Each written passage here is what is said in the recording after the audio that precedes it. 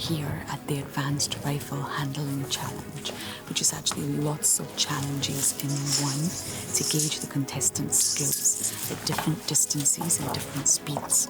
This is probably the challenge that the contestants are the most nervous about. So let's get them locked and loaded.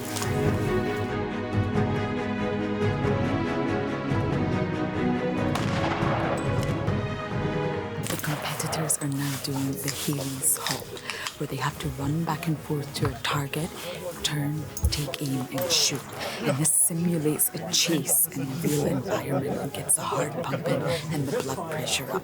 James gave us a demonstration, and the skill involved in this exercise is remarkable.